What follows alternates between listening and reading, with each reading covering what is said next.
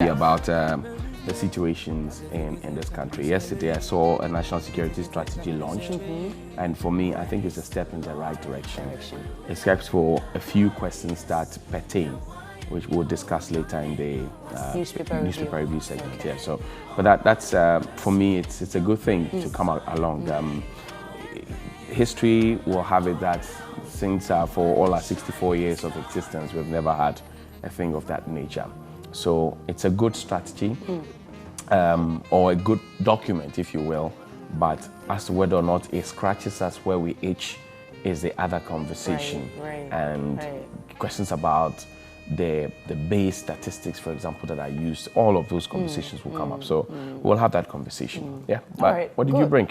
I didn't bring much, but I have received a lot. I've seen a lot. Okay. I've seen Sir John going on, people teaming at the funeral, all protocols getting broken. And so the question is, the lawmakers who told us to wear our masks everywhere and to practice social distancing, to have only 25 people at funerals and parties, church services not going beyond 2 hours maximum, and adhering to 25% capacity at every social gathering. I'm wondering how different it was for them. Were they Ghanaians, the people at the funeral? Well, they were from somewhere else? They were all Ghanaians, and I think that and I keep talking about candor and honesty. Right. When we started this whole COVID-19 fight, and this has been my argument all along, that the law is not being applied evenly. And I've said this over and over again. People sometimes will attack you and say contrary things. They think you're trying to make the government unpopular. You have an agenda against government. But check. Right from 2019, dovetailing to 2020, until we passed the Imposition of Restrictions Act and moving on, we have seen places owned by politicians that have been opened. We're talking about beach resorts and all of that. We've seen them. We have seen so many of them. We have seen no less the person than the president, vice president, having dinner parties. We have seen that. Yeah. We have seen them organizing funerals where more than 25 people. We have seen them. A lot. We have seen how my good brother Kwanzaa died. We saw the numbers at the funeral. We've seen it. We've seen all of it. We've seen a king crowned during COVID-19 in the president's backyard in a Kriapim area. We've seen it. We've seen so many of those ones. So what happened at Sir John's funeral? What happened at Accra Sports Stadium? Is not surprising to me. It's not surprising to me because I think we have normalized what is not right. And if people speak up against what is not right, they are rather pointed out to be the persons who are against the nation or against people who are state actors. Whatever happened there is a shame. If I, touch wood, lose a relative who died from COVID, I'm told that I can't even have access to the body, talk less of laying the body in state. Or even keeping the body in the morgue for this long. Because then you have the assemblies come and threaten that if you don't come, we are going to bury the bodies. All of those ones. We've heard them before. And then, in fact, where your body is wrapped in a certain way, you just get to the... Your family are standing inches and yards away from you. So now, how is it that, and we have just also seen not so long ago, the director of research, former director of research at the presidency, he died also remote of COVID. And what happened? We've seen Dr. Mwaku Tufo. They were all kept beyond the numbers, the number of days that were told that people will not be kept. So yet the ordinary man didn't have you can't have opportunity. So the question I'm asking is, how evenly are we applying the law? The same law that the president passed, the same law that the president used his green pen to sign. How evenly are we applying the law? So, can you look at this crowd that's gathered now? Look at what happened at the Accra Sports Stadium. Look at what happened at the Kriapim King's Palace. Look at all the other ones, all the other funerals and parties and other things that people have done, and tell the people of Ghana that they cannot celebrate their homo.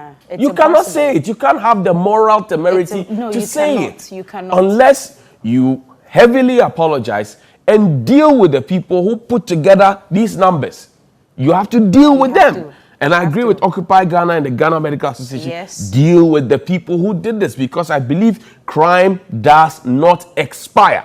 And just a few weeks ago, I mean, we can even say days, when this whole Fix the Country campaign started, you remember how they did everything they could to stop protesters from embarking on that demonstration, Fix the Country demonstration. All sorts of law jargons were quoted to back the arguments that no, you cannot do it, and because of COVID-19 protocols, it will be a quick spreader or a fast spreader of the virus and all that. All sorts of reasons were given, and we couldn't even embark, or let me say the nation couldn't even embark on this Fix the Country demonstration. Then days after, we see this. That's why I asked that these people at the funeral, were they Ghanaians? Are they still here? Did they come from this country? Because it doesn't look to me that these people are Ghanaians, because if they are Ghanaians, just look at your screens right now, what's happening at the stadium and what happened at Sir John's funeral. I mean, are we evenly, like Johnny said, are we evenly distributing the rightful thing to be done in this country? Are we all doing the right thing? Or when it comes to doing the right thing, some people can do it, and when other people do it, it is okay and all that. This is appalling, and everybody who was at this funeral, I don't know if they're even going to do contact tracing and all that, but something must be done. This has been said to be a very fast spreader of the virus as we speak. I don't know if Ghana is going to go through a third spike of COVID-19 infections, but I pray not, and I hope not, because if what happened in India is supposed to be happening here in Ghana, I'm not sure what our situation will be. But lawmakers, good morning to all of you this morning. I'm sure you're watching. I'm sure you've seen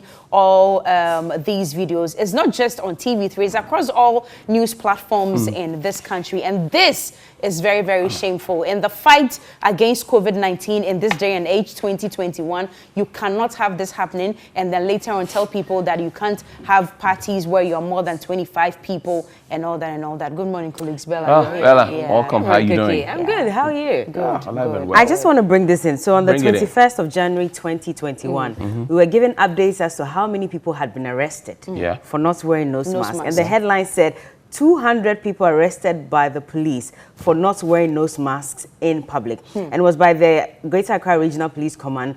They mounted a special operation and they arrested about 97 people. And then there was another number. And I remember in Tema as well, there were 105 persons who were arrested. This was also on the the 20th of January, 105 persons arrested for not wearing nose masks. And I remember that there were videos of them lined up at the police station and were complaining that the police stations are already very small. How do you line 105 or 200 people in that very small space with people not wearing masks? Is that not going to also lead to another spread of COVID-19 if indeed these people have it? And we raised concerns about that. We were told that, well, if you're in public, I remember there was even a time they came out and said that even if you're in your car, alone you should wear it. I was actually stopped by the police. I was stopped. I think 2 weeks ago, I was stopped by the police when all three of us were sitting in the car after work, and they stopped and they said, you're not wearing a mask. Exactly. I said, really? So we but raised even the concerns policeman about who stopped me wasn't wearing a mask. We raised concerns about it. And, you know, they kept giving explanations as to why people were being arrested and stuff. And I'll go back again to what Richard said. That's the reason why they decided to, deal with the church, Christ Embassy, was because it was in an enclosed space. And so that was going to lead to the virus spreading even more. He explained that, I mean, he was comparing that to the open space where the funeral took place. And yesterday I saw a video where they were taking, you know, the house, forgive me, family, but then the tomb they built for him. You could see that people had lined up at the gate, and it was even difficult to pull the coffin into that space. Imagine all those people. If anybody has COVID-19, what would it mean? I'm hearing that there's an MP who has tested positive for COVID-19. And so there's a likelihood, well, I don't know if he was there, but we don't know how long he may have had it. They said he was sick for a while, and so he tested. And his family members have tested, and they're all positive. This is just news coming in this morning. So only God knows who he may have interacted or who she may have interacted with before the funeral. What if she passed it on to someone who attended the funeral, and that person was among this crowd?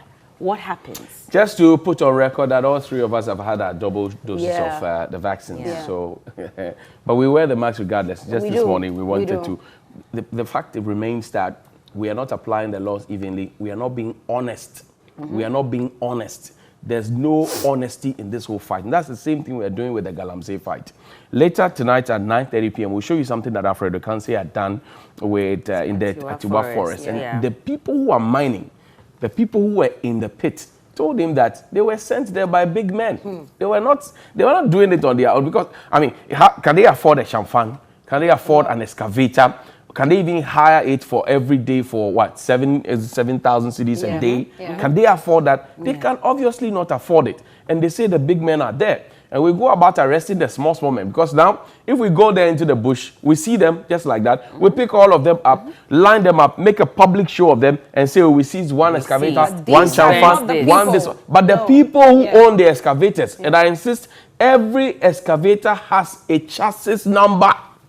Every excavator has a chassis number. The chassis number can connect you, for those of you who own cars, can connect you to who owns the car, when the car was manufactured, when it was imported into the country, when it was bought. Every chamfan, I'm sure, has something that can identify it. If you go, arrest them, burn it, make public show and make speeches, you have done next to nothing.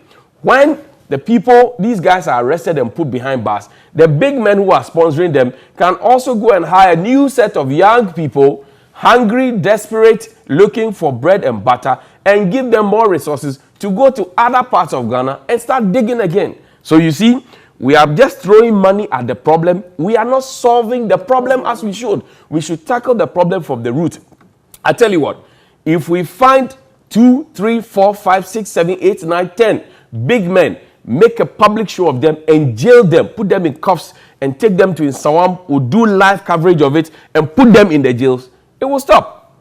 Because what we are doing right now, and which is why I am pained sometimes when I'm talking about this, because we just are catching the small fishes. The big fishes who are involved in Galamsey are walking free. And guess what? Where Alfred recorded this? In the Atiwa Forest.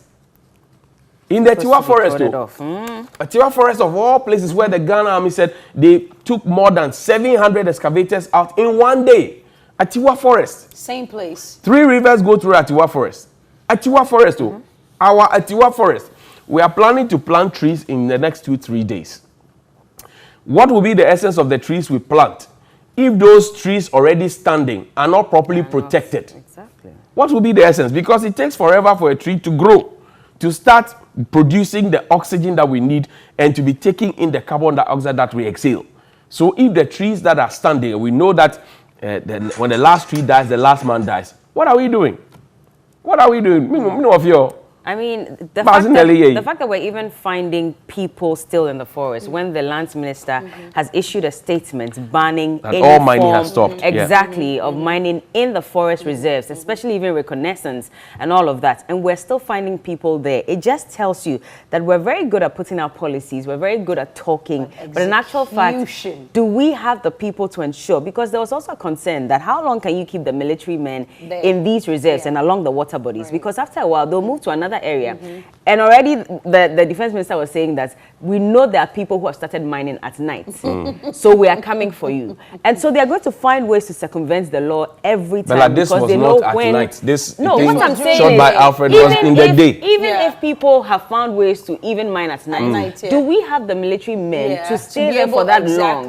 Because they, especially because we know that if they stay longer as well, they might be compromised. But do we have the men to ensure that for the next 1 year, we're going to keep our eyes on the ground in the forest to prevent people from entering? Otherwise, but did they even have to mention that they know people mine at night and that they are coming for them? Do it silently, bring us results. No, this needs no warning. Then go and chill and let us see, say, watching for what did he say? From 10 p.m. or 8 p.m. to 4 a.m. No, then I'll come and find Exactly. So here's the thing.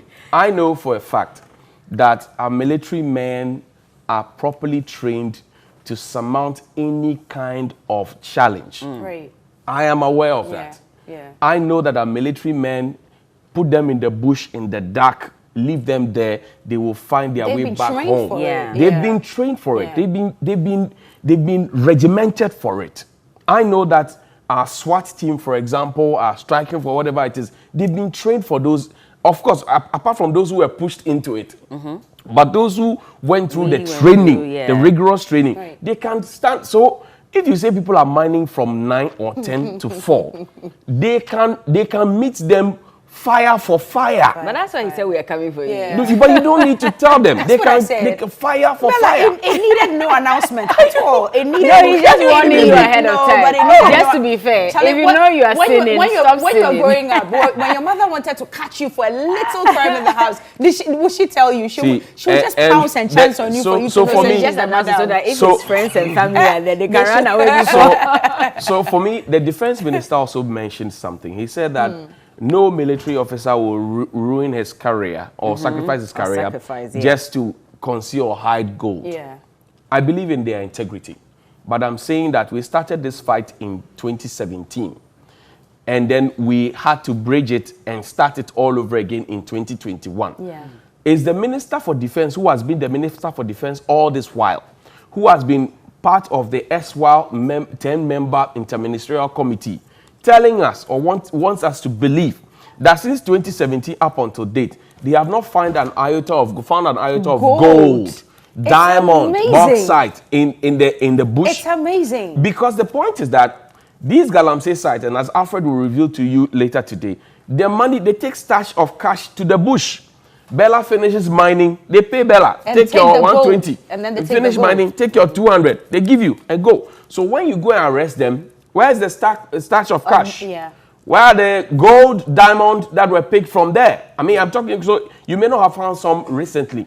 I'm talking about what was found in 2017. Maybe you didn't find it. Maybe we burnt the gold too. But these are questions that we should be asking. Until recently, we were only told about excavators. But from 2017 to 2020, where are the generators? Where are the chanfans? Where are the lamps? Where are the guns? Where is the money? Well, the minister says it's not possible for 800 soldiers to be able to conceal the truth. So they haven't found anything anywhere. Because out of the 800, if they have found something somewhere, it is possible that 1 or 2 will go and choke in our local palace. So according to him, it's not possible that all 800 of them have been compromised. So the minister is saying the renewed fight, Operation Halt. Right. I am asking that, thankfully, he has been defense minister since 2017. Honorable Kojo Ponkrumah has been information minister since 2017. Honorable Ambrose Derry has been interior minister from 2017. Right. I'm saying that we had an interministerial committee that started the fight in 2017. Between 2017 and 2020, when we decided that let's dissolve the committee and let's start the fight all over again with Operation Halt.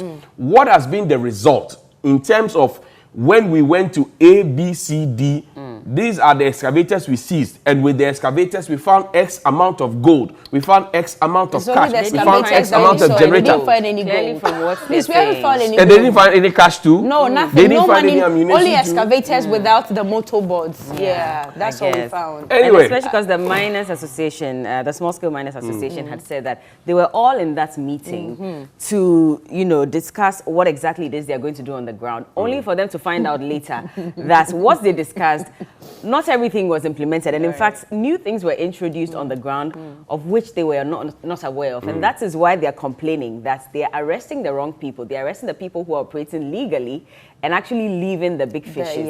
And so that's why they're upset. And they're saying that we're not going to agree with this formula of yours. You told us what you're going to do, and you're doing something totally different. Anyway, I don't know what you say about there's a lady nurse. I want to, on the back of, and so this is on the back of the Minister for Roads, if you like, outburst, that if you are asking for the roads to be constructed, you are too late, and that you don't know what time it is. You should hurry, say hurry and catch up. Hurry and catch up. This is Blessed Angel. Bella, read what's there. She said that she was on her way to deliver an emergency health service. Mission accomplished, but because the road was fixed, I fixed myself too. And you'll be shocked at the photo of how she fixed herself. This is what happened to her.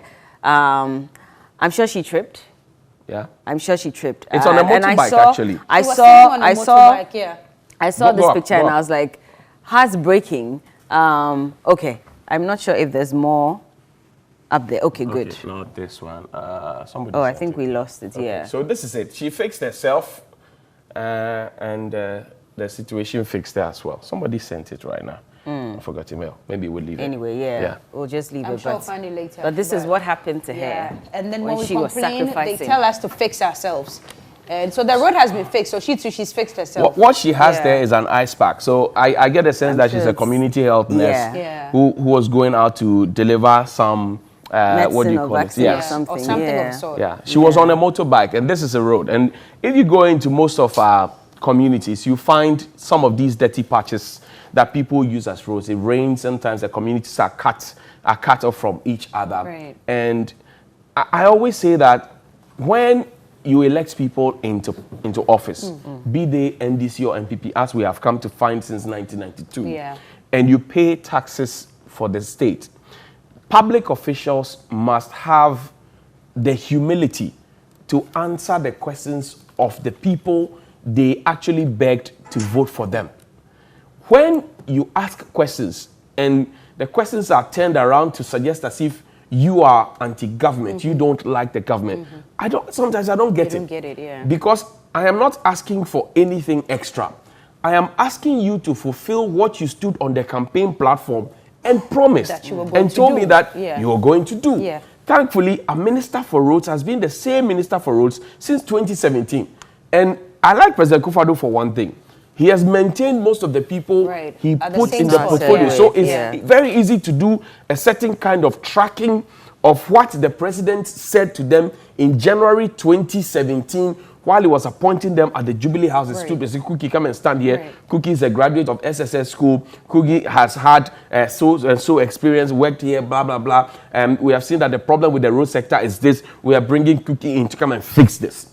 So when we measure what the president, maybe one of these days we should play what the president said in January 2017 and match them to what the ministers have been doing since they've been in office with all the loans, the grants and everything that we have borrowed. We need to be asking them the questions and we need to stop them from playing victims, because your job as a minister, your job as a director, your job as a DCE, MCE is not to play victim. Your job is to solve the problems of the victims. Your job is not to play victim. Your job is to fix the problems that you came to find. And if you can't fix the problems, let honesty prevail. Let's get some more people in to support and help you, rather than trying to play victim and try to marshal people to come at people who ask you questions. In any case, would you have been a minister if there's no Ghana?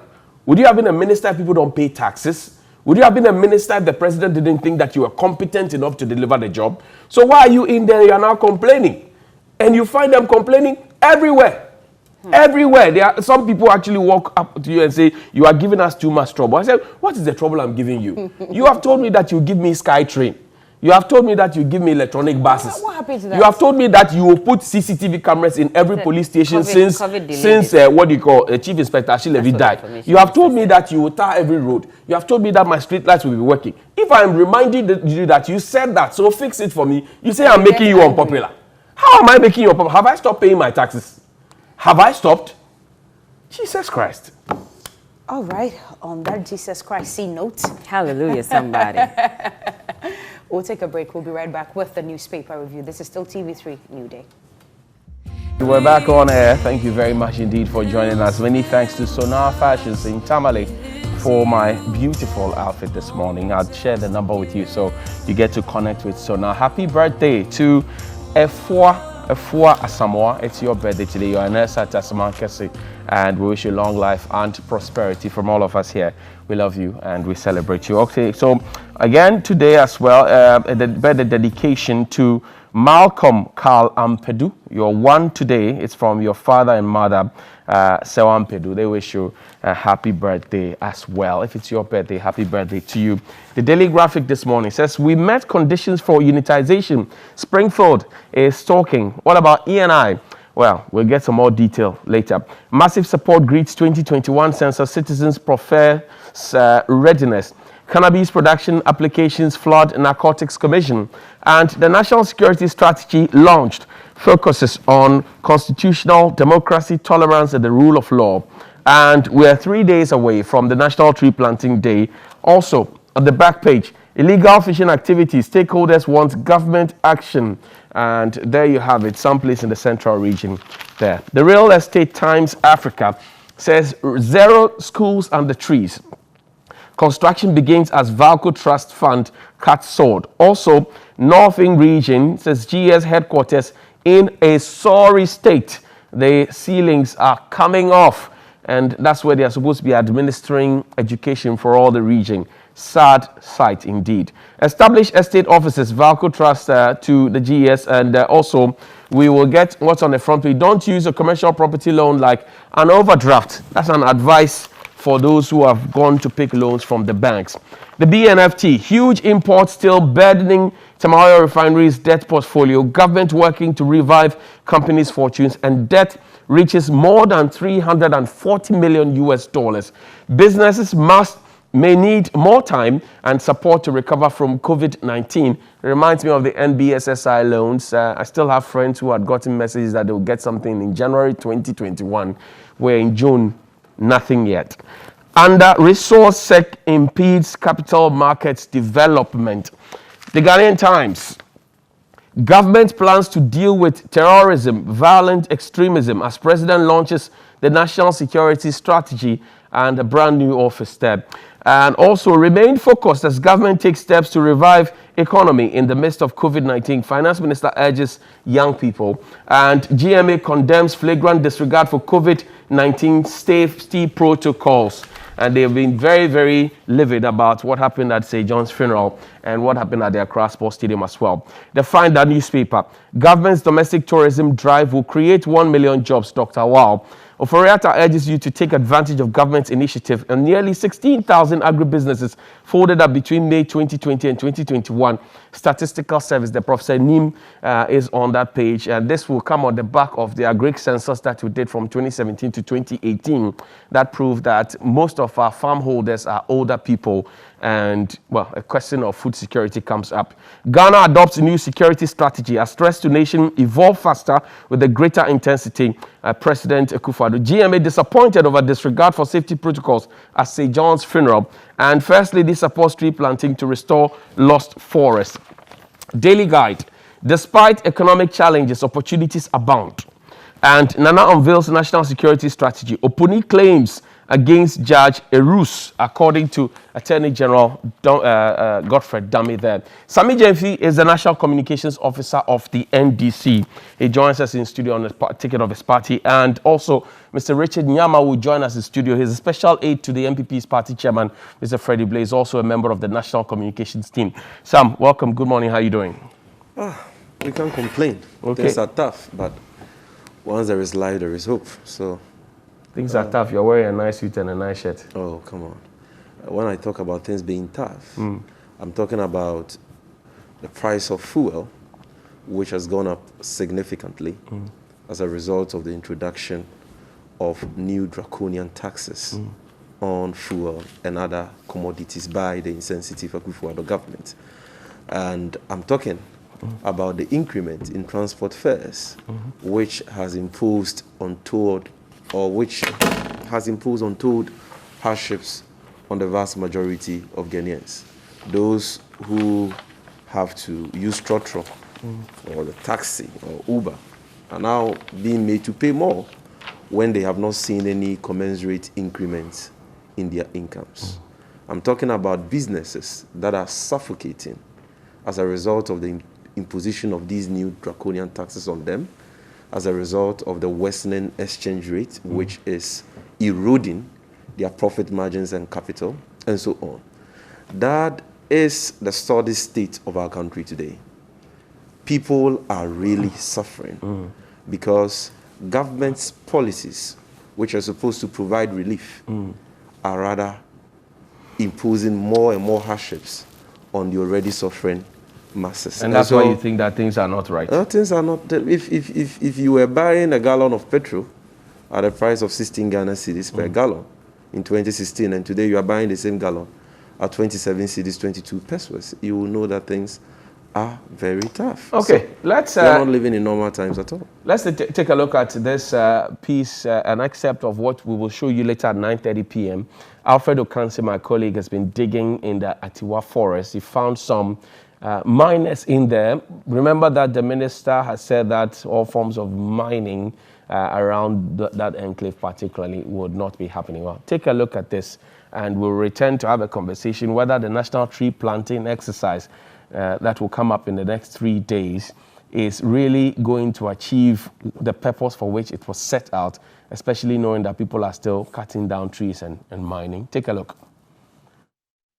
Episode you didn't champagne. One day will be a champagne. Yes, sir. This is the chamfam, which crushes the stones.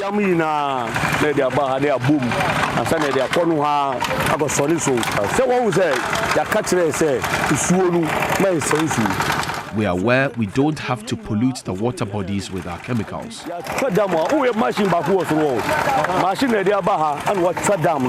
In the end, one thing remains clear, that the fight against illegal mining is far from over.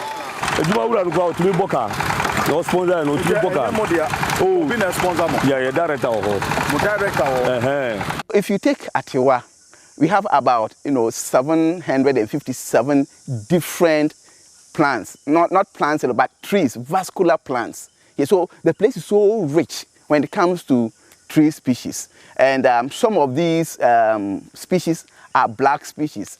What I mean is that they are endangered worldwide. They are finishing. They are finishing. Richard Nyama joins us. It's not finished yet. Richard, good morning. How are you doing? Good morning, my brother. Everything cool? Sammy says times are hard. Are times hard for you too?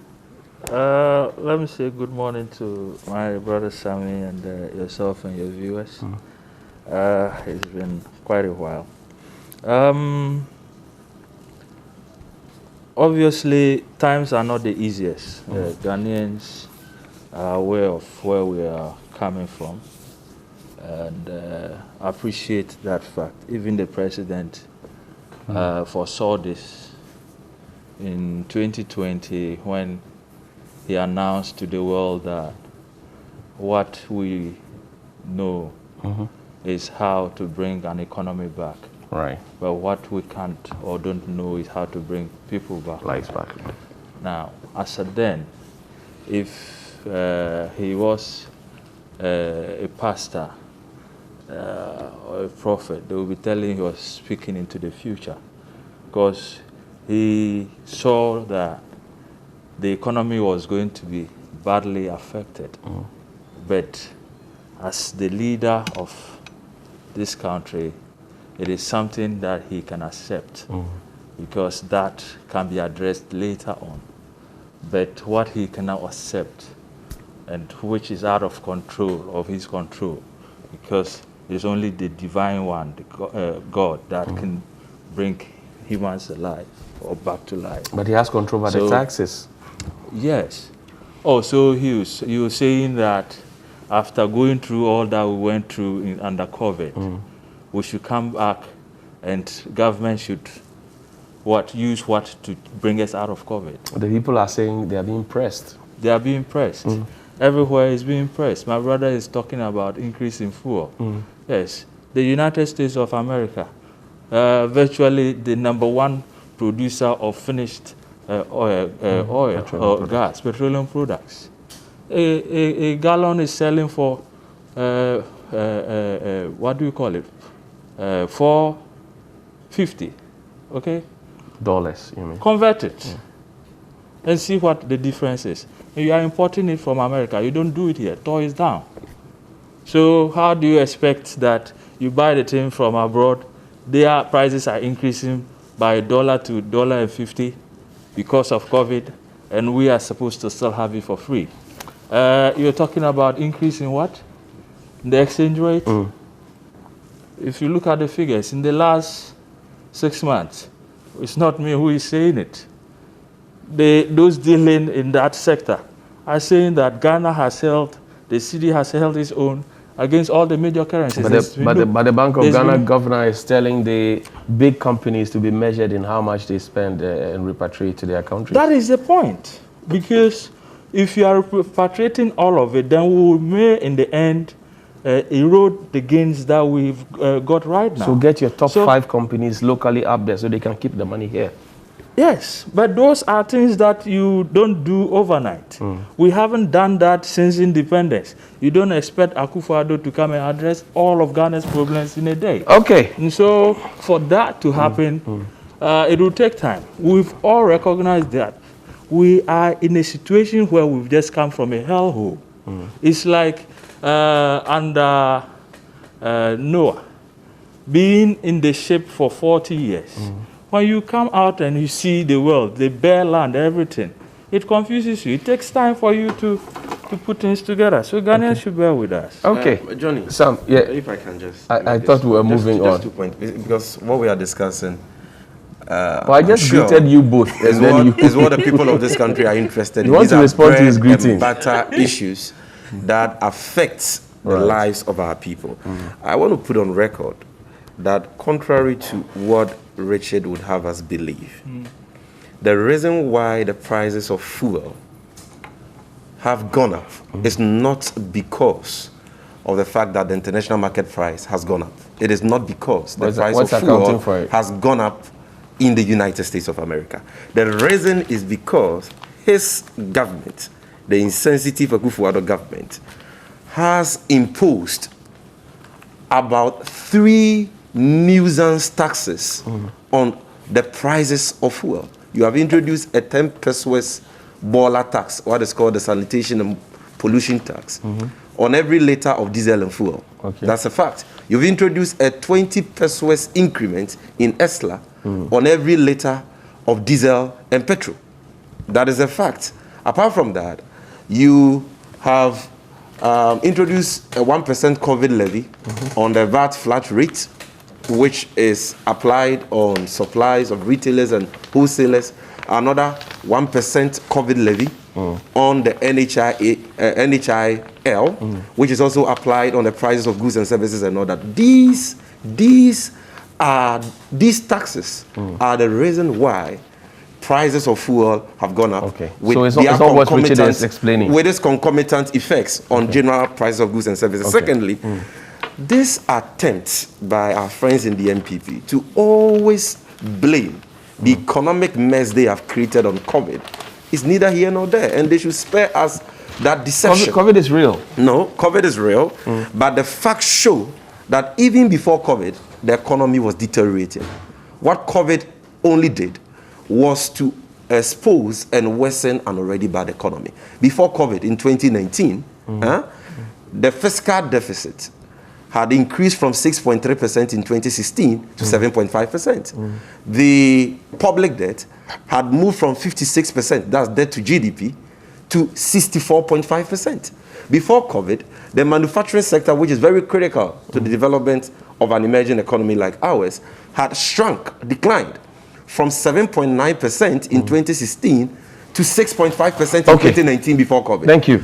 And I can give you so many economic matrices. I know. For you to I know, but this is supposed to be a response to his greeting. So what I'm telling him is that we are going through hardships as a direct, the hardships we are going through currently, let me put it that way, is a direct product of the bad policies and the insensitive leadership of President Akufo-Addo and Dr. Bawumia, and nothing more. And that is what Richard should, accept and stop blaming the imposition of taxes like boiler tax on COVID. What has COVID got to do with boiler tax? Thank you very much. Grateful. Or what? 20 pesos increment in ESLA, a tax you berated the Mahama administration for introducing, described it as a nuisance tax, and promised to abolish it when elected. Since you were elected, not only have you failed to abolish it as you promised, you've collateralized it for a 7 to 10 year bond. Apart from that, Some land for me. apart from collateralizing the ESLA, you have increased it by 22%. And that was during your first term alone. You've increased that ESLA that you promised to abolish because you claim it was a nuisance tax by 22%. And today you've increased it again and you are blaming it on COVID. What has COVID got to do with the 20%?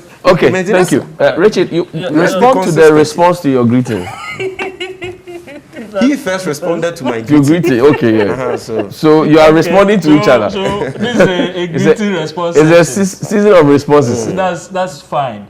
First and foremost, is it true and is it a fact that prices of fuel, gas, and oil and gas in and around the world has increased? No. Yes, it is. And have cited the United States of America as a good example. Okay, I happen to be in the transport industry over there, and I am aware of how it affects my business back down there. I'm saying that on average, there is an increase of between $1.2 to $1.5 a gallon in the United States of America. We don't produce gas here. We import it. Okay? Now, you are talking about taking off double track, increasing infrastructure, increasing our roads, making life good. You are complaining that government is borrowing too much. So where do you expect us to get all the money to do all these things? Plug the loopholes. Which loopholes do you know of that we can plug? That will solve all our problems, that we don't need to increase tax, we don't need to pay anything, and just go free of charge. Widen the tax net. Widen the tax net. That is being done. How? The tax net, if you look at the data, obviously where the number of people that have been captured in the tax bracket today has increased. That is a fact. It is not enough because our developmental needs are higher than what we generate as a people. Okay. And so naturally you would have to raise money from somewhere. And so if you are expecting this same government, okay, that gave you free water, free electricity, gave hot meals to other people during COVID, you are having right now, as you and I are speaking, Uganda is back in lockdown. We have the same population as Uganda. Let me give you an example. Was the water and electricity free? No, I want clarity. Hold on, please. Uganda. No, I want you to finish that before you go to Uganda, the population analysis. Is the water and electricity free? Because Kojo Nkrumah told us that we are paying for it. So it is not free. I will not accept the free tag unless you explain to me why it has to be free. Are you telling me that during that period, those within the brackets that were stated didn't get the 50% free reduction, others didn't get not paying altogether, that didn't happen for water? What he's saying is that after coming out of that, and I started my submission with a preamble, the president said that we know how to get an economy back. But what we don't know is how to bring life back. So call it credited water and electricity because I'm paying for it. It's not credited. That time. Post-paid water and electricity. Allow him. Hold on. At that period, during that time when you were actually enjoying it, it was okay, right? At that rate, okay. Can I ask? Let me draw your attention. Can I ask you a simple question? Relax. Richard, relax for me, please. So this is your fine spectacles. You go into a shop of your choice, and then you take it, you choose it, you like it, and then they say, "Oh, take it and go," because at this point you don't have the money to pay, and we are all in difficult situations. Then you take the space and go. Then 6 months afterwards, the people start knocking on your door and say, "Oh, we have a payment plan for you for the spectacle that you took and you enjoyed at the time when it was free." That is very, very bad. Because if I go and buy something on credit, if I bought something on credit and I'm paying for it, it doesn't make it free, does it? No, please, Johnny, stop misinforming your viewers. The electricity and water that you consumed in 2020 is gone. So you cannot equate it with my glasses. Are we paying for it? I'm saying that. Are we paying for it? Oh, hold on. I'm saying that the electricity and water that you consumed during that period, which you paid either 50% for or 0% for Lifeline, yeah. I'm saying that consumption you did is gone. Are we paying for that? Hold on. You have spent it. Haven't you? 2020 is gone with that expenditure.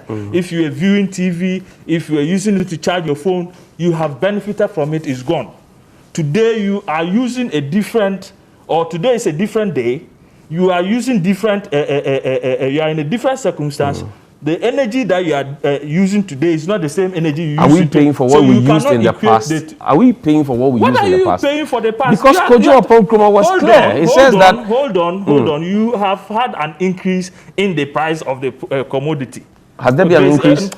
Has there been an increase? No, hold on. When did PURC increase tariffs? No, we'll have to get there at a point somehow. But PURC has not increased tariffs now. I'm saying that we'll have to get there. So you should actually even question yourself. Where is that argument of having a payment plan for this? So it is not. So what is the argument there? It's not me. It's not me who is saying it. I interviewed Ochema Boaji here, Dr. Ochema Boaji, yes, who is government spokesperson on finance. Yes. And he says that you may think that government is giving you something for free, yes, but there's actually no free lunch anywhere, and that you either pay through pay as you earn or more income tax. Yes, and now Kojo Oppong-Nkrumah comes up to say that, well, we enjoyed this back then, but now we have to pay for it. Now asking you, I'm just giving you the preamble. If I enjoy something for free on Monday and on Tuesday I'm having to pay small for it, does it make what I enjoyed on Monday free? What I'm telling you is that there was a preamble the president stood on and told you this, that what we do not know is how to bring life back, but the economy will bring it back. Okay. Now, why didn't you ask how we're going to bring the economy back? How we're going to do that? The manager of the economy told me he knew how to do it. Yes, and so that is exactly what he's doing right now. So I'm paying for it, am I not? No, so you rather have it for free and the economy will collapse? So don't call it free then. Do you get the point that when you enjoyed it was for free? And if you are paying for it today, you are paying for it. Or did you expect that you continue to have it for free? I hear you. The point is that during that period, all government workers that were not going to work were being paid. Right. It's only Ghana that I know of that everybody that was on government payroll was sitting at home and was getting their full salary. Tell me anywhere else you know. How do you expect that to be Other countries were giving money. I know people in the US who got $4,000, $5,000. There are Ghanaians who work there. You know even what? Ghanaians who work there and they have no employment. Tell me that person was on government payroll and the government added $4,000, $5,000 to them. I also have a family there. Don't tell me what you don't know. I'm saying so people did not get money? If you were not employed, okay, you had certain benefits brought to you. That's right. And I'm saying that here, if you were not employed, you had food, hot meals, and all those things. You had free electricity, you had free water. Are you still calling it free? Yes. Okay. It was. All right. It's okay. Unless you do not understand the fact that as at the time that you are in trouble, you are giving those benefits to free yourself out of it. Okay. Now that your economy and yourself is back to work and you are running, we expect you to contribute a bit. I think that maybe we need to get the definition of free. You took my attention away from the example I was going to Uganda. give you. Uganda. And that gives you an example of how good leadership gets you out of this. Ghana has the same population size and everything with Uganda. Today, they have gone back to a lockdown. And the WHO is predicting that they are heading for the those groups. Yes. How many people have been vaccinated in Uganda? 6,000. Ghana, the first dose that came in was 600,000. We have had it rolling out. Look at the current figures. If we are all going to get 2 shots, by the time using 70% of 30%, even if 20 million Ghanaians were to get 2 free shots, do you know the cost of it? Your point? It comes at a cost, but you are getting it for free. Somehow it has to be paid for. It's a facility. It's a facility. Really? All of what Ghana is getting is free. So far, what you have got is not the COVAX facility. We are getting spending from. Did you pay any money? Aren't you buying some for spending from China? Did Ghana pay any money? Hello, we are getting some from Sputnik, China. Aren't you buying? Government is paying for others because in the end, Richard, hold on. Has government bought any vaccine with money that you know of? That you can Government is confirm? buying, yes. Has government bought, Is the spent money? covers one that comes for free. Okay. The extra that you are getting to supplement the covers, because covers is coming from India. Have you bought India it? has stopped producing for us or for exporting. Has government bought I'm any saying vaccine? that covers has finished. Okay.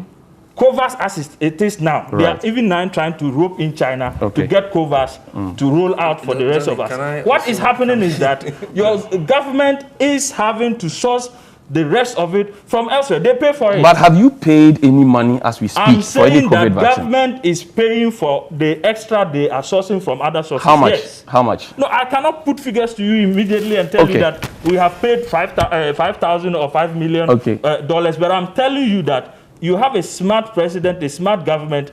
They are getting the product from elsewhere when other governments cannot. Okay, thank you. Sami, And we should appreciate it. Sami, And I we should do appreciate. that. I give you 2 minutes. I beg you.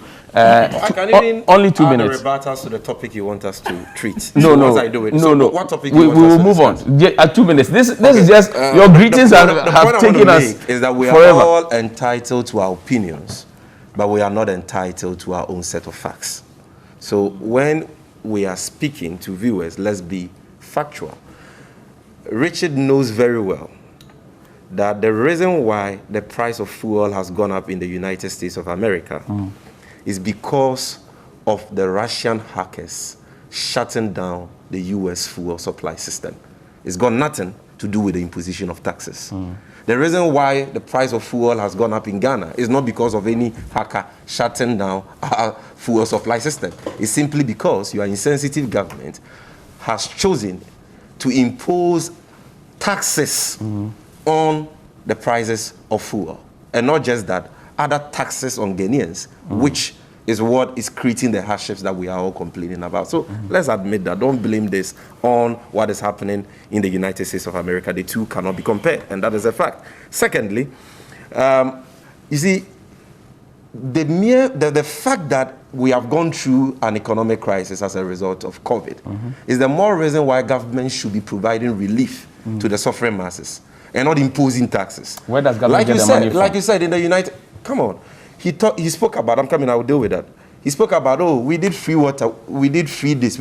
For how many weeks? 3 weeks of lockdown. But that's something. Hold on, where? In Kumasi, in Accra. Yeah. Hold on. It went on. It was No, the it food. was not the year. I'm not even talking about that. Free food is- First of all, Richard, allow him. First of all, I'm talking about the hot meals. Allow him. Yeah, which was for 3 weeks. So free food was in Hold on. Kumasi. Hold on. Free food was in Kumasi, was in Accra, was in Tema and Kaswa. Yes. For 3 weeks. Yes. Those were the places Free water under was partial about lockdown. was for Free water went on. 3, I mean, 4, it went 5 on. months. In fact, as we speak It was now, not for 1 those year. below the lifeline are still enjoying. Hold on. So hold on. Yeah. Listen to me. You yourself. Nurses, the 50%. Allow Richard. Just last month. Richard, I think it's only fair that you allow him. You yourself, you've exposed them that was not free at all. No, I'm asking Because questions. I'm not after exposing they anybody. won, rightly or wrongly, the 2020 elections, the Minister for Information came to us and told us that you now have to pay for what we told you we were giving you for free. So how then do you call that free? Secondly, they are trying to create an impression as if they did Ghanaians a favor by giving the places which suffered from the lockdown, people in those places, hot meals and free days and all that. The truth of the matter is that because of COVID, government got a lot of monies from external sources, like the $1 billion the IMF gave us, like the $100 million grant from the World Bank, like the $200 million from the stabilization fund, which was accumulated by the ex-Wa Mahama regime. We need to move on. All these things are monies belonging to the state that you spent on these, programs. Okay. We need to move on. Don't come and say that. Thank you very much. Say that. You did Ghanaians. It was on this program. And for the records, for the records. I think by Rich, you're not being fair to me. You're not being fair to me. I think you're heckling too much. I think you're heckling too much. Now, let me also say that it is very surprising that today Richard will sit here and ask, where do you expect us to get money from if we don't tax the people?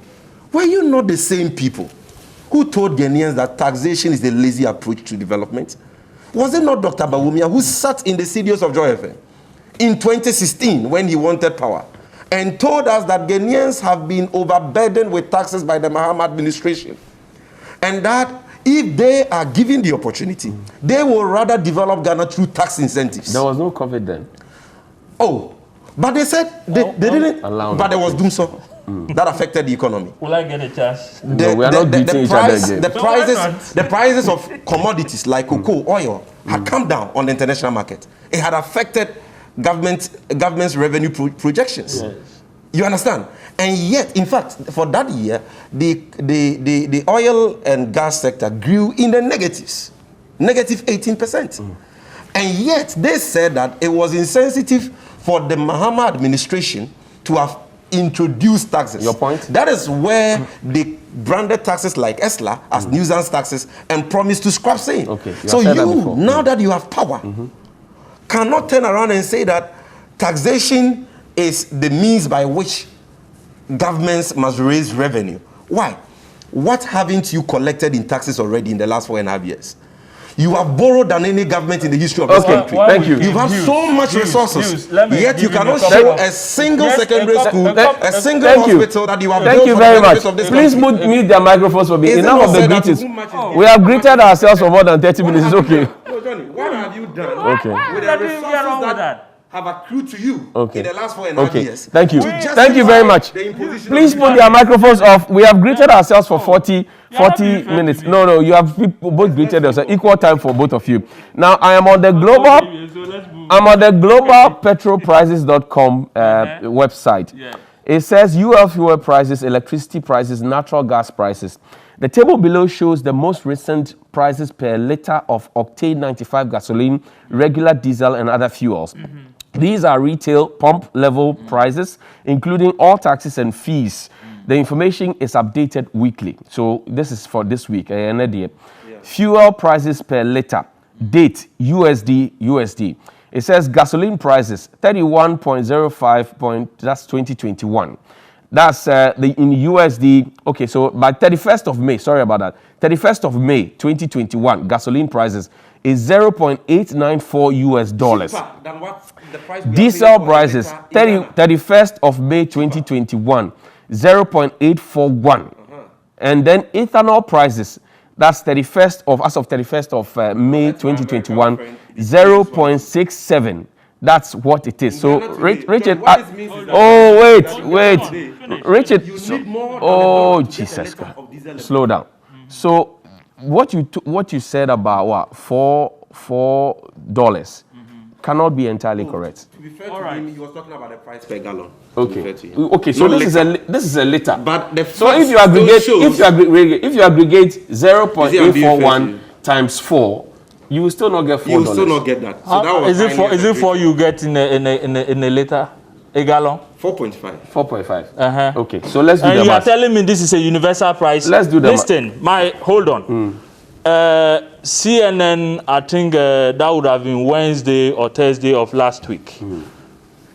This gentleman in Texas pulls up with his Chevy at a gasoline station, and it cost him $4.50 a gallon. Okay. And that is what is there. Okay. So when you tell me that, and I'm giving you a source as well. So $4.5. Yes. Okay. A gallon. So okay. I have done. And he was crying out loud. Okay. That he was angry. Yes. Okay. So I've done the maths. 0.841 times 4.5 gives us $3.784. This is the universal price. Richard, let's even take your figures. Richard, let's even take your figures. And as at 31st, I'm talking of last week. Johnny, what you've read is the accurate fact. But let's even, for purposes of argument, accept the figures Richard is urging on us. $4.5 per gallon. Multiply that by 4.5. Multiply that by 5.8. Convert it into cedis. You get 26.1 Ghana cedis. In Ghana, a gallon is going for 27.22. What that tells you is that the price per gallon, the price per liter of petrol and diesel in Ghana today is more expensive than the price of diesel and petrol in the United States. The reason is because of our imposition of taxes on fuel. In the U.S., 26.1 Ghana cedis if we go by the $4.5 per gallon. So what is the difference? In the U.S. produces crude oil. They process crude oil, and then the difference between you and them is about 10 cents. And you are telling me that ours is crazy. Okay, thank you. No, thank you very much. Brenda, please play the video again. Thank you. On the same. Brenda, let's play. On the same program. Their business program. Where the episode didn't do champagne. On the Ubianum, champagne. Yes, sir. This is the chamfam, which crushes the stones.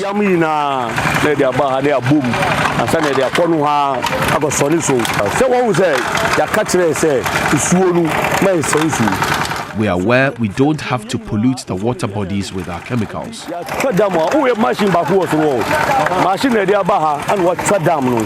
the end, one thing remains clear, that the fight against illegal mining is far from over.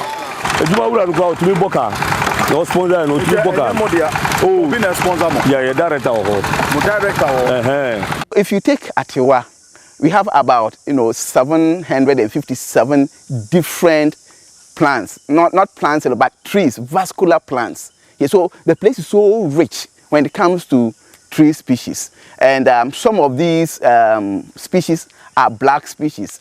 What I mean is that they are endangered worldwide. They are finishing. All right, so good morning to you, Dr. Kenneth Frimpong, and of the KNUST, Manfredo. Let's begin this conversation with you. So this is what Alfred found in the Atiwa Forest, Ketsi, our assignments program, or if you like, our platform. People are still mining in the Atiwa Forest, and you heard them say that the big people are the ones who sent them in there. In the meantime, we're preparing to plant more trees, 5 million of them, in 3 days.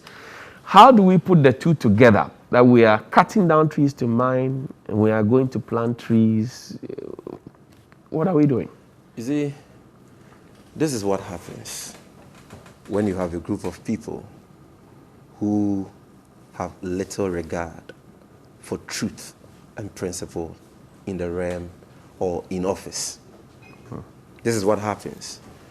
You see, because this whole talk about we are fighting Galamsey, there is a new fight against Galamsey, it's not genuine.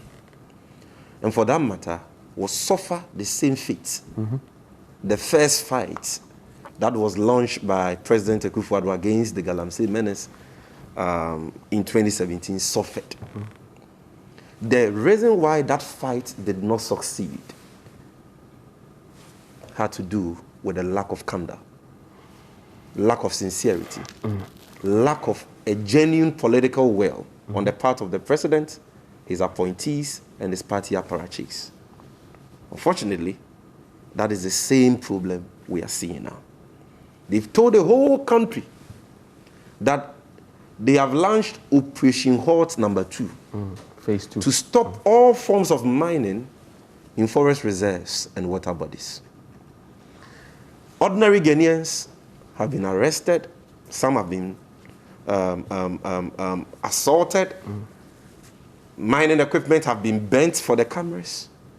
But some of us have maintained that until this government actually traces the real kingpins behind this illegal mining menace, arrest them, prosecute them, and jail them as prescribed under our minerals and mining laws, the latest amendment of which was assented to by President Akufo-Addo in 2019, we are going nowhere in this illegal mining. How do they find them if they don't arrest the small For example, officials? when your colleague interviewed the people he saw at that site, he said that we are working, the people there said that they were working for their director.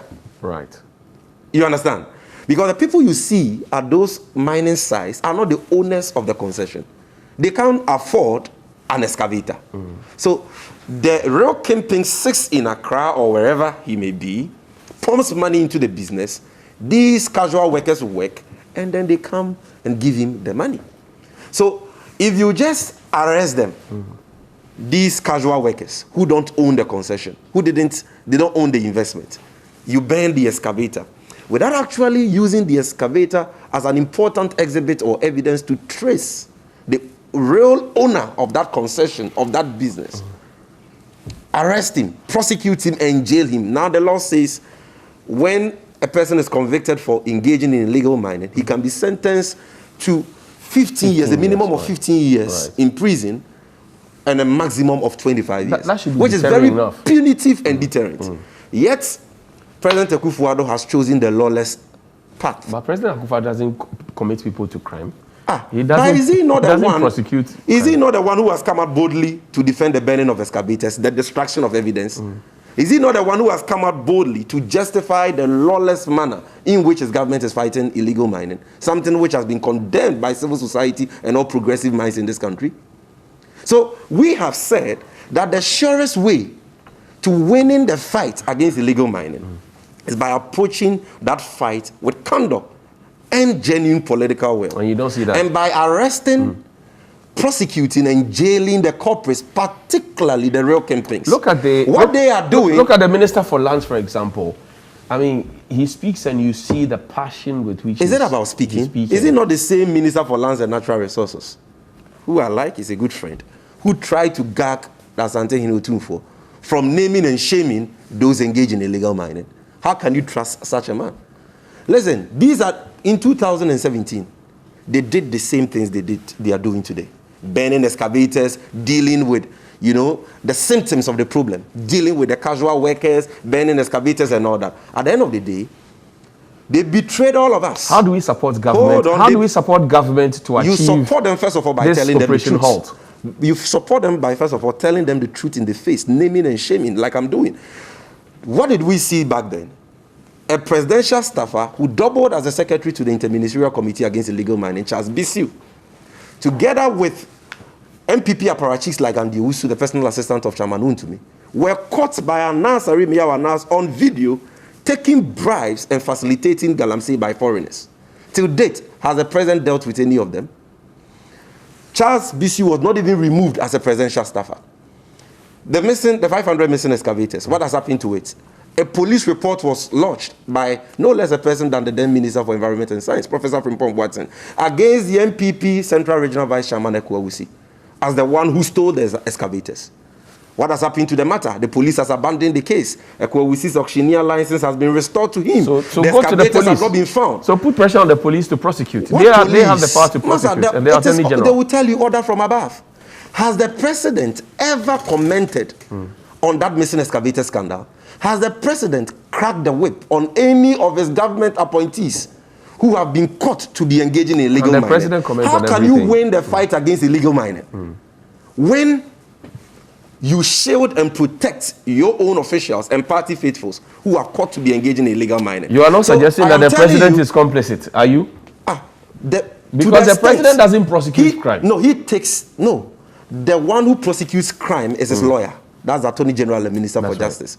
He works at his behest. He has the power to hire and fire him. You understand? So if he is not doing the work, the president is the one who takes ultimate responsibility. After all, it was the president who said he was putting his presidency on the line for this fight. I asked you a question. I am not surprised. I asked you a question. How do we support government? You say one, by telling them the truth. I'm sure you have told them your truth. And by making recommendations. At the end of the day, the buck stops with the president. He is the one to choose whether he is going to approach this fight with sincerity and with the needed genuine political will, arrest and punish those engaging in it, no matter or regardless of their political or social backgrounds.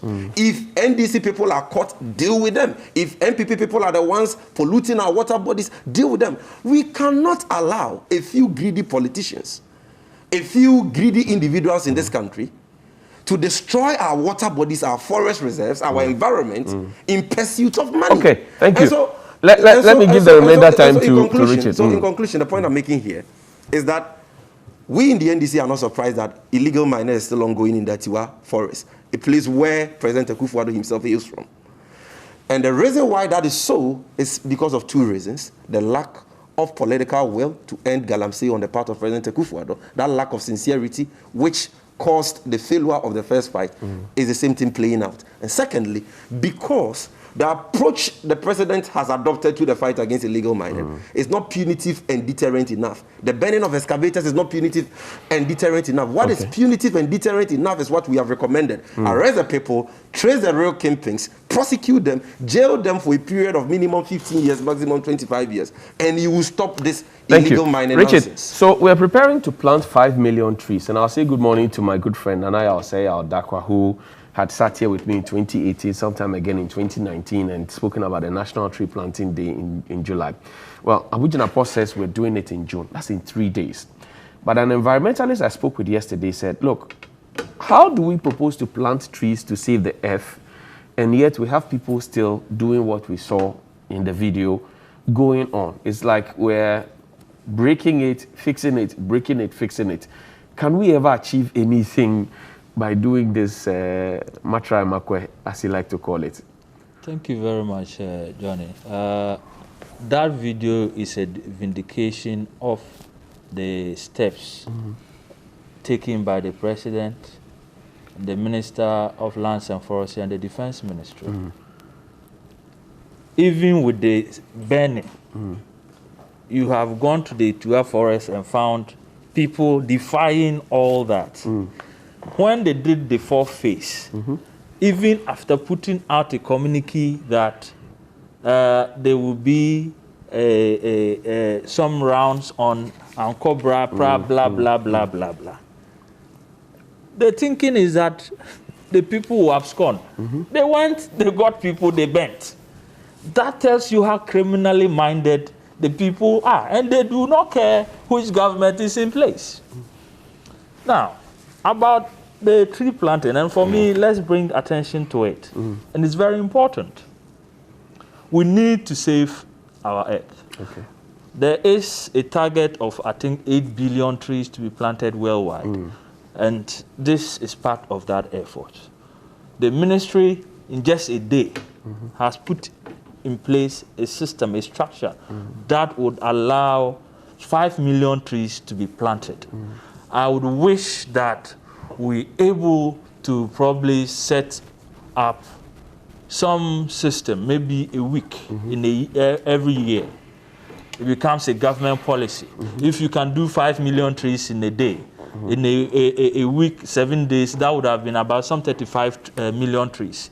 If we were doing that 7 years, you mean? No, 7 days. Okay. If we're doing 5 million trees a day by 7, okay, that would be 35 million trees. That's right. And I'm saying that it should become probably a government policy. It's my suggestion that we reserve a week in a year that we do that. It's probably send as many people out there to plant a tree or two as a way of reclaiming the earth. It is an environmental disaster that we all have to attend to. So then, in trying to do that, I would like to respond to his Galamsey, but because you brought the focus on this, in trying to do that, the youth in afforestation, I mean, not a single day passes without they saying, we have not been paid.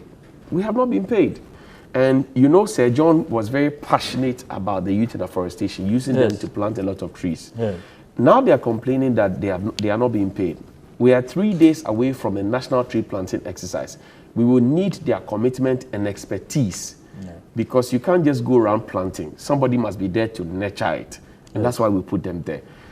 How do we solve the problem of not having them saying, we have not been paid, so we are not going to support this. We are not even coming to work. As part of that, I was in Kumasi over the weekend. And as part of it, I know the EPA has also, because I think Saturday was World Environment Day. That's right. And they were supposed to plant trees. They were celebrating the day at Dwabing. As part of it, the EPA, the Forestry Commission, and all the others are also doing their part. And so in the end, it will be more than the 5 million trees. But you brought a point. Sir John was very passionate about it. What I know was that the numbers that the Finance Ministry actually ratified to be employed were less than Sir John took on. Yes, like you said, because of his passion. And he had a target in mind. But you are operating within a budget. So it brought a huge burden to the budget. These are some of the things. We have a lot of things as a people that we need to achieve in a very short time, but we have limited resources to do it. So Sir John uses his own ingenious ways to bring about this 60 or 65,000 people on board when they required less. The ratification was just for about 10,000. How do you take care of those things? I'm aware that the ministry, I think they put some system in place that something had to go around for everybody, not what they originally budgeted for to take care of this. But like we are saying, these are the reasons why we all will probably have to pinch ourselves a bit and pay more. But they are disgruntled. They are disgruntled. That's my concern, because I have had occasion to plant some trees in Tamale with Nanaya Osedakwa. We planted with the Datrema Palace up there. It takes a lot of time to even nurture the seedlings to plant it, to care for it to grow. If not, but in 2 weeks it will die. Now, the guys in youth and afforestation are the ones who have been trained, who know how to manage it. 6 months now, and they have not been paid. NAPCO beneficiaries for 6 months now, they've not been paid. So allow him to wrap up. I just wanted to recommend to you how we can pay them. Please, no, you don't. I don't need that. The point is that coming to the you don't want to pay them. Coming to the Galamsey bit. Obviously. No. Let's talk about the payments. The guys are hungry. Hold on. He said a lot of things. He wasn't interested in this. No. Because you are raising it, I'm happy. See, your people are rushing to relax. Because bring the sound down a bit. No, I'm asking you how they will be paid, because every single day they send messages to us. For more than 6 months they have not been paid. Yes. I'm thinking how they are keeping body and soul together, how they are going to even willingly support the tree planting exercise. It's a crucial point. I expect the current boss of the forest I think he has a very good rapport with the Minister of Finance. I've raised the issue about the number, about